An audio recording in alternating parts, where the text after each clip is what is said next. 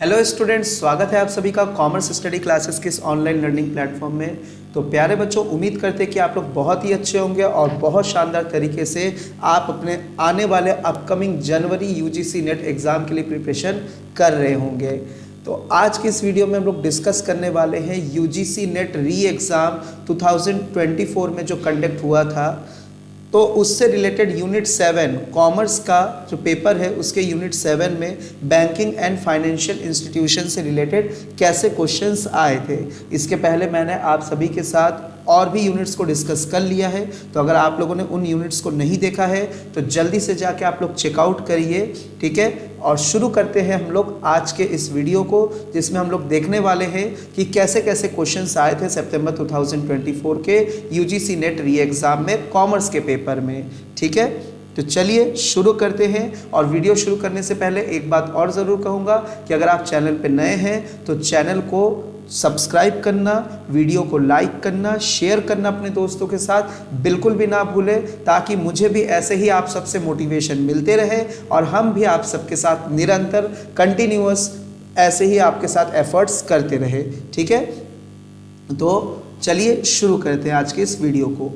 पहला क्वेश्चन है, which of the following are primary function of commercial bank. तो प्यारे बच्चों, कमर्शियल बैंक का जो फंक्शन है वो दो फंक्शन होता है, ठीक है ना। ये बैंक है, बैंक का जो फंक्शन है, बैंक का, कमर्शियल बैंक की बात कर रहे हैं हम यहाँ पे, ठीक है। तो कमर्शियल बैंक का मुख्य रूप से दो फंक्शन है, ठीक है। एक होता है प्राइमरी फंक्शन, दूसरा होता है secondary function. Secondary function, primary function क्या कहता है? Accepting deposit from public, accepting deposit from public and granting loan, जिसको ज़रूरत है ज़रूरतमंद को लोन ग्रांट करना, लोन प्रोवाइड करना, ग्रांटिंग लोन्स, ठीक है। सेकेंडरी फंक्शन की बात करें प्यारे बच्चों, तो सेकेंडरी फंक्शन में कुछ हो जाएंगे हमारे एजेंसी फंक्शन, ठीक है। कुछ हो जाएंगे हमारे यूटिलिटी फंक्शन, जैसे लॉकर फैसिलिटी वगैरह देना, ये सारे के सारे चीज़ें। हमें यहाँ पे प्राइमरी फंक्शन देखना है, तो प्राइमरी फंक्शन एक्सेप्टिंग डिपॉजिट, तो accepting deposit primary function, discounting of bills of exchange, ठीक है, and financing the foreign trade. तो ये हमारे क्या हो जाएंगे? प्राइमरी फंक्शन के ही पार्ट है, primary function of commercial bank. तो करेक्ट आंसर क्या हो जाएगा? A, C and D only, A, C and D. Next question की तरफ चलेंगे, which of the following is value added service of EXIM bank.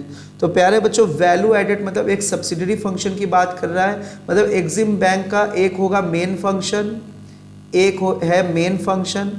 तो मेन फंक्शन क्या है?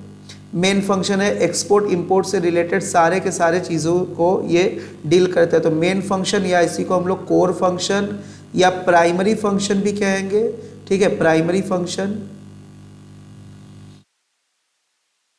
और एक होगा हमारा सब्सिडरी फंक्शन, जिसको हम लोग वैल्यू एडेड सर्विस कहेंगे, वैल्यू एडेड सर्विस।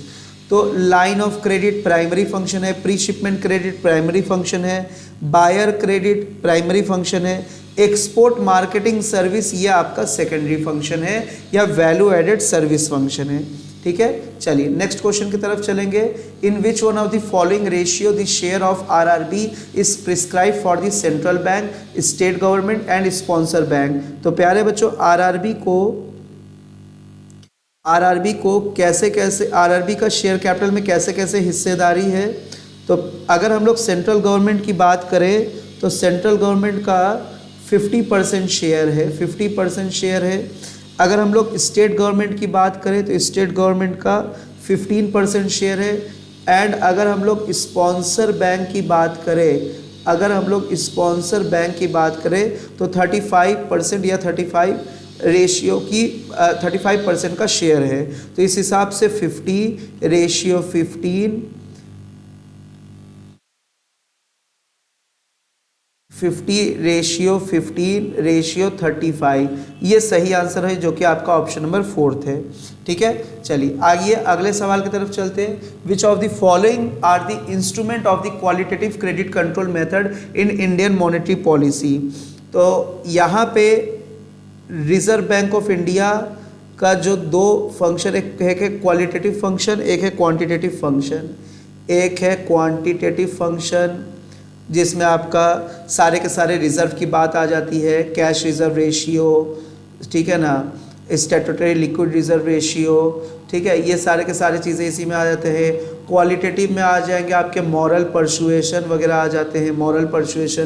तो यहाँ पे बात किया जा रहा है which of the following instrument qualitative credit control. तो कैश रिजर्व रेशियो क्वांटिटेटिव है, कंज्यूमर क्रेडिट रेगुलेशन ये क्वालिटेटिव है, अल्टरिंग द मार्जिनल रिक्वायरमेंट ये भी क्वालिटेटिव है, अभी मैंने बोला।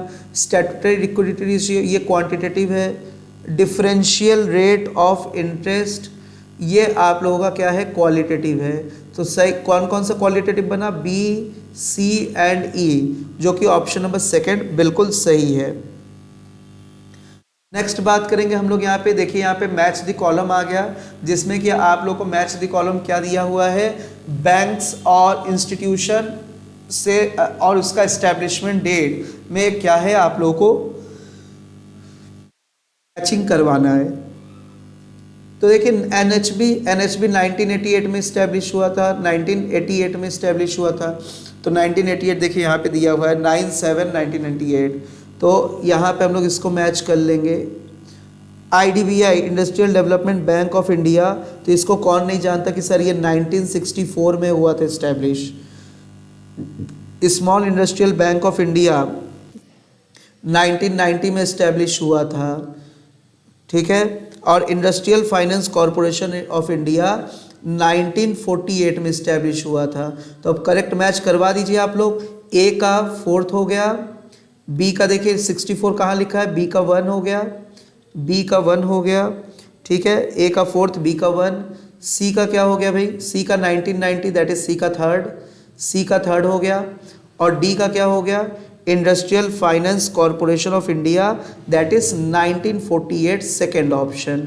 तो सही करेक्ट सीक्वेंस क्या बैठ रहा है, 4132 जो कि ऑप्शन नंबर 4th बिल्कुल करेक्ट है, 4132। नेक्स्ट क्वेश्चन की तरफ चलेंगे हम लोग। RBI permitted the issue of commercial paper within the framework of its guideline. Which one of the following committee recommended this guideline? तो ये जो कमेटी है जिन्होंने कॉमर्शियल पेपर, RBI ने परमिट किया कि आप कॉमर्शियल पेपर इशू करेंगे। कॉमर्शियल पेपर का मतलब क्या हो गया प्यारे बच्चों, कॉमर्शियल पेपर जो कि आपके मनी मार्केट इंस्ट्रूमेंट्स होते हैं, ठीक है ना, मनी मार्केट के इंस्ट्रूमेंट होते हैं, इसको इशू करने का अनुमति देता है हमें RBI। लेकिन कौन से कमेटी के रिकमेंडेशन पे ये परमिशन RBI हमें देता है, तो ये है वाघुल कमेटी, वाघुल कमेटी, ठीक है, वाघुल कमेटी। आप लोग हमें कमेंट बॉक्स में कमेंट करके बताएंगे वर्मा कमेटी, पद्मनन कमेटी और कलिया कमेटी किससे रिलेटेड है, ये आप लोग कमेंट बॉक्स में कमेंट कर दीजिए जल्दी से हमको।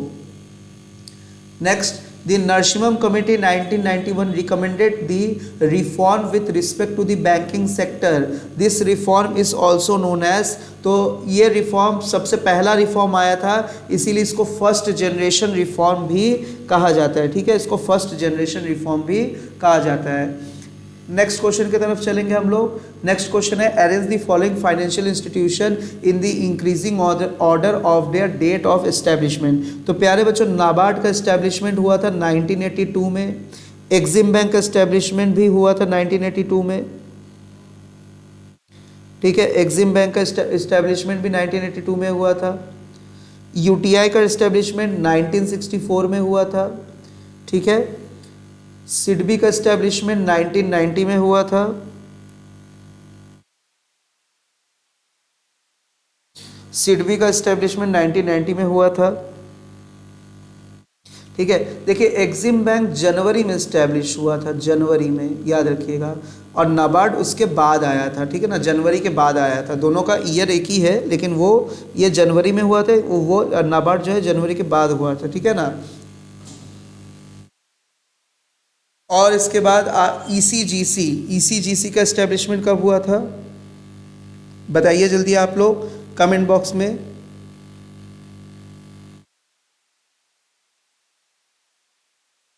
ईसीजीसी का इस्टेब्लिशमेंट कब हुआ था? तो ईसीजीसी का हुआ था सर 1957 में। अच्छा, आप लोग ये पूछेंगे हमसे कि सर सही डेट तो नहीं बता रहे नाबार्ड का, बता दे रहे खाली 1982। तो प्यारे बच्चों ये हुआ था 12 जुलाई 1982, 12 जुलाई 1982।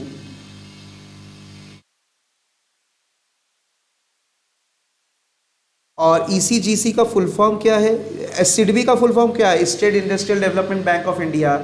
यूटीआई का unit trust of India. EXIM का export and import bank. NABARD का national agriculture bank and rural development. ECGC का export credit guarantee corporation of India. ठीक है, ये अक्सर आप लोग भूल जाते हैं क्योंकि जो ज़्यादा दिखता है वो ज़्यादा याद रहता है। ईसीजीसी ज़्यादा दिखता नहीं है हम लोगों को, तो याद भी नहीं रहता है, लेकिन याद तो रखना पड़ेगा, क्वेश्चन तो आया हुआ है। Export credit guarantee, export credit guarantee corporation of India. Export credit guarantee corporation of India, जिसका इस्टेब्लिशमेंट हुआ था 30 जुलाई 1957 को। 30 जुलाई 1957 को हुआ था। ठीक है, चलिए। और सिडबी का कब हुआ था? सिडबी का हुआ था सर 2 अप्रैल 1990 को। कब हुआ था? 2 अप्रैल 1990 को। और उसके बाद यूटीआई का फरवरी 1 1964 को। फरवरी 1 1964 को। एग्जिम का मैंने बता दिया आप लोगों को। एग्जिम का डेट क्या है? एग्जिम का डेट है 1982 जनवरी। और कौन से जनवरी? अच्छा, ये भी तो बताना पड़ेगा ना। 1 जनवरी, न्यू ईयर वाले दिन, 1 जनवरी 1982 को। ठीक है, तो मैंने आप लोगों को फुल डेट बता दिया। अभी हम लोगों को यहाँ से मैच दी कॉलम करना था कि कौन सबसे पहले आया, कौन सबसे बाद में। अब आप लोग के लिए बहुत ईजी है। तो सबसे पहले हम लोग को दिख रहा है ईसीजीसी आया था सर, दैट इज़ ई पहले आया था। तो अगर ई पहले आया था तो एक ही ऑप्शन है जिसमें ई पहले दिया है, तो करेक्ट आंसर 4th हो जाएगा। ठीक है, चलिए नेक्स्ट क्वेश्चन की तरफ चलेंगे हम लोग। नेक्स्ट क्वेश्चन दिया हुआ है, which of the following subsidiaries are fully owned by the Reserve Bank of India. तो प्यारे बच्चों यहाँ पे दिया हुआ है which of the following are the fully owned subsidiary of Reserve Bank of India. ये क्वेश्चन आप लोगों के सामने दिया हुआ है। तो fully owned subsidiary Reserve Bank के कौन कौन से है? तो सबसे पहले तो ये है deposit insurance and credit guarantee corporation of India, जिसको हम लोग कहते हैं DICGC।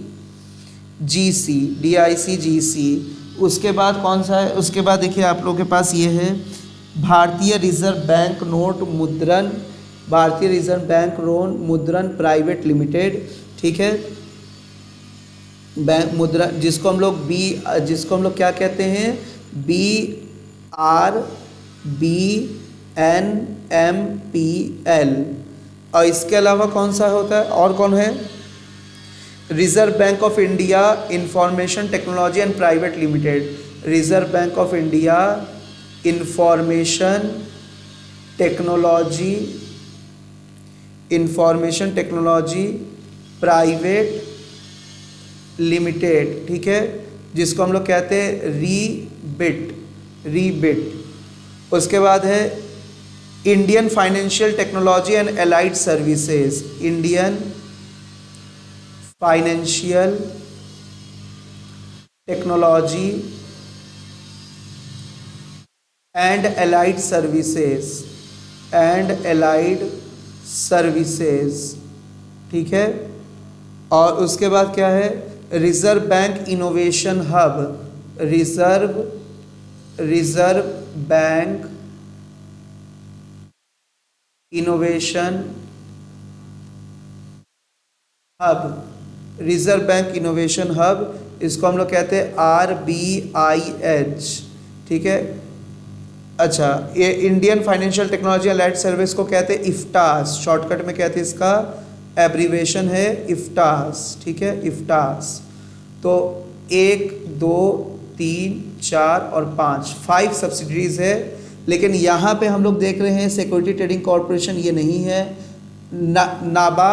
नाबार्ड आज के समय में ये फुल्ली ओन्ड है गवर्नमेंट ऑफ इंडिया का।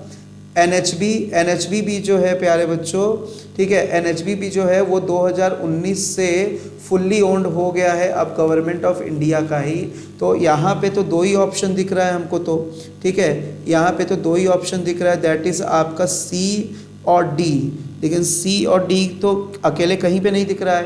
तो ये क्वेश्चन यानी कि इसका जो आंसर है ये गलत था, तो इस पे सभी बच्चों को मार्क्स मिल गया है, ठीक है। इसमें आपके ऑप्शन गलत दिए हुए हैं, ऑप्शन गलत दिए हुए हैं। चलिए नेक्स्ट क्वेश्चन की तरफ चलेंगे हम लोग। Arrange the following bank in an increasing order of there year of formation.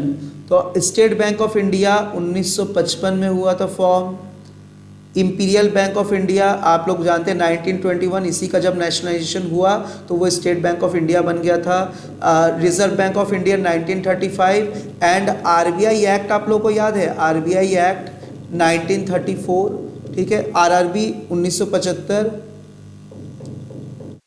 और फर्स्ट आरबीआई कब इस्टेब्लिश हुआ था? 2 अक्टूबर। आप सभी हमको नाम बताइए, 2 अक्टूबर में 1975 को जो पहला आरआरबी इस्टेब्लिश हुआ था वो उसका क्या नाम था और किस सिटी में इस्टेब्लिश हुआ था, ठीक है। और स्मॉल फाइनेंस बैंक 2014 में इसका इस्टेब्लिशमेंट हुआ है। तो इसका करेक्ट ऑर्डर हो जाएगा, सबसे पहले देखिए, सबसे पहले इंपीरियल बैंक आ रहा है, फिर रिजर्व बैंक आ रहा है, फिर उसके बाद स्टेट बैंक ऑफ इंडिया, फिर उसके बाद BCA, फिर उसके बाद रीजनल रूरल बैंक आ रहा है, फिर उसके बाद लास्ट में small finance bank BCADE। Correct option third हो जाएगा, ठीक है, third. Next question, which of the following are participant in T bill. T bill मतलब ट्रेजरी बिल, ठीक है। तो टी बिल में कौन पार्टिसिपेट कर सकता है? सर टी बिल में तो रिजर्व बैंक भी पार्टिसिपेट कर सकता है, कॉमर्शियल बैंक भी करेगा, फॉरेन बैंक भी करेगा, प्रोविडेंट फंड भी करेगा, कॉरपोरेट्स भी करेंगे। तो ABCDE सभी लोग पार्टिसिपेट कर सकते हैं, ठीक है, सभी लोग। Next question, arrange the following step involve in the process of IPO issue in correct order. तो IPO इशू करने के लिए सबसे पहले हम लोग हायर करेंगे एक अंडरराइटर को। एक अंडरराइटर को सबसे पहले आप हायर करेंगे, दैट इज़ B। अंडरराइटर को हायर करने के बाद हम रजिस्ट्रेशन करवाएंगे IPO का, ठीक है। तो क्या करवाएंगे? रजिस्ट्रेशन करवाएंगे IPO का, that is registration of IPO 2 हो जाएगा, BC, ठीक है। फिर उसके बाद क्या हो जाएगा? फिर उसके बाद हम लोग वेरीफाई करवाएंगे सेबी के पास। सेबी के पास क्या करवाएंगे? वेरिफिकेशन करवाएंगे, दैट इज़ A। उसके बाद प्राइस तय करेंगे IPO का, that is D, pricing of IPO। And उसके बाद हम लोग अलॉट कर देंगे शेयर्स को, ठीक है, लोगों को अलॉट कर देंगे, पब्लिक को अलॉट कर देंगे। करेक्ट ऑप्शन क्या हो जाएगा? BCADE, जो कि ऑप्शन नंबर 4 बिल्कुल सही है, ठीक है। नेक्स्ट क्वेश्चन की तरफ चलेंगे, which of the following are the scheme promoted by NABARD. कौन कौन सा ऐसे स्कीम है जो नाबार्ड के द्वारा प्रमोट किया गया है? किसान क्रेडिट कार्ड बिल्कुल नाबार्ड के द्वारा प्रमोट किया गया है। उसके बाद कैपिटल इन्वेस्टमेंट सब्सिडी स्कीम, ये भी प्रमोट किया गया है। स्पेशल इकोनॉमिक जोन, नहीं, ये इनके द्वारा प्रमोट नहीं किया गया, इसको तो हम लोग स्पेशल इकोनॉमिक जोन सेज कहते हैं, ठीक है ना। Rural innovation fund and tribal development fund, तो ये सब नाबार्ड के द्वारा ही इंट्रोड्यूस किया गया है, प्रमोट किया गया है। लेकिन स्पेशल इकोनॉमिक जोन नाबार्ड के थ्रू प्रमोट नहीं किया गया है, ठीक है। तो इसका करेक्ट आंसर क्या बन जाएगा? ABD&E, जो कि ऑप्शन नंबर 3 बिल्कुल सही है।